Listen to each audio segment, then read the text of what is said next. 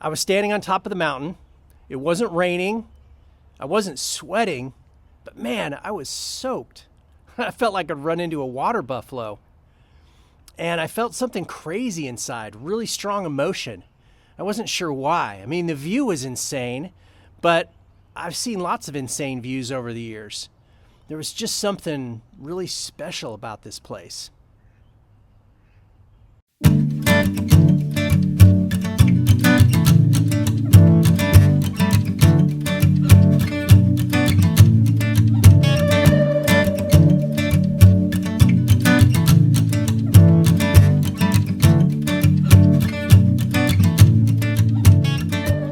Life-changing moments, not postcard views, those deeper experiences that really land. Not because the mountains have changed, because we did. We got faster, louder, more distracted, more comfortable, and honestly, more crowded. So I'm out here trying to see what can be done about that. Ocean to Ice, or OTI, is a 6-month, 1,000-mile backpacking expedition through the Pacific Northwest and Canadian Rockies, used as a living laboratory. I'm basing out of my van, the Silver Sasquatch, between sections and sharing notes from the trail.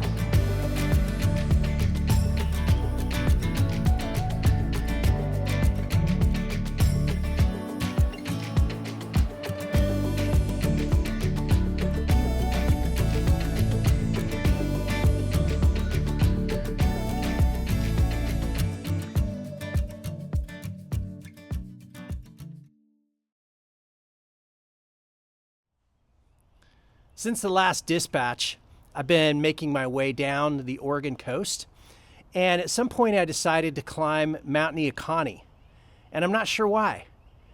George Mallory famously once said he climbed Everest because it was there, and I always thought that sounded ridiculous until I found myself using the same logic.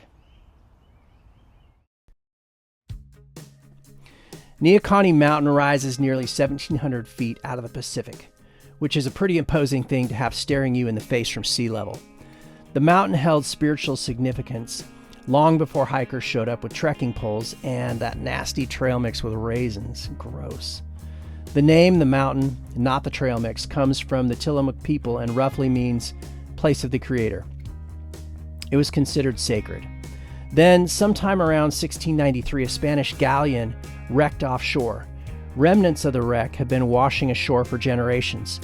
And then, according to legend, native tribes watched from the trees as sailors hauled a heavy chest up the mountain, dug a hole, and buried it. Then they killed one of their slaves and buried him on top, knowing a grave would be left undisturbed.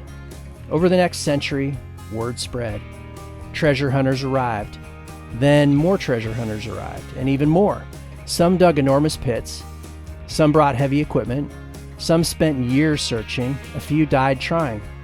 The obsession became so intense that Neahkahnie carried a nickname, the Mountain of 1,000 Holes. Eventually the government had to step in and shut down the madness to save the mountain. It had been raining, looked like it was going to rain more, so I was hoping to have the trail to myself. All right, today's hike is up a mountain. See a view of the coastline, and it's a long way up. So we are bringing the trekking poles, and we're bringing the waterproof backpack because there's a lot of rain, and we'll see how this goes. Trail sections were completely overgrown. Every branch seemed determined to dump water onto my head. The plants were especially fond of sending cold streams of water down the back of my neck and into my shirt. Thoughtful of them. By the time I reached the summit, I felt like a drowned rat, and I was completely alone. Then the clouds parted, the sun poked through, and the view almost stopped my heart.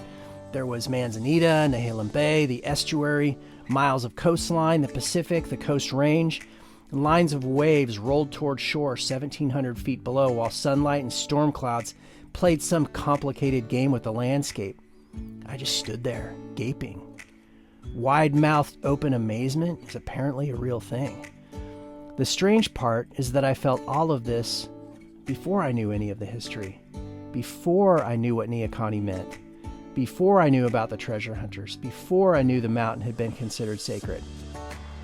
Something about the place just felt different, and I couldn't explain why. This is one of those life-changing spots in a life-changing moment.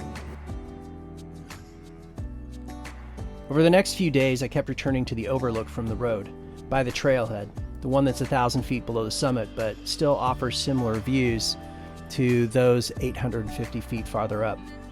It's a giant parking lot, and it's one of the best viewpoints I've ever encountered. For sunrise, sunset, clouds, clear skies, any excuse I could find. Like the summit, the overlook felt different too. Not prettier, different. The place captivated me.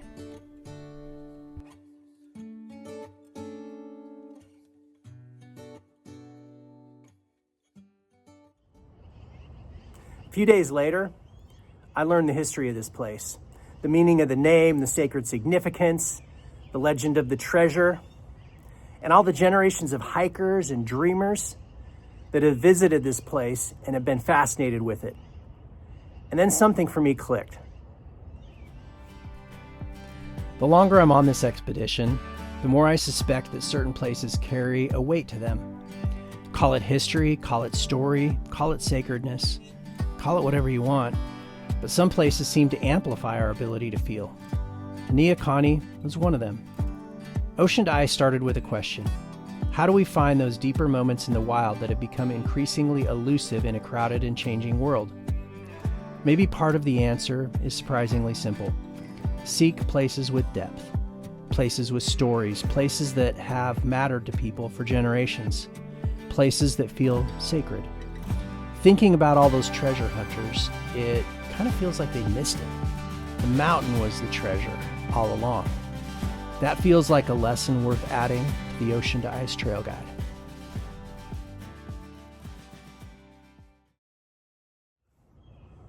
Who doesn't like a good story about buried treasure and ancient lore? And personally, I'm more of a hiker than a digger, so packs on, let's see what's still out there.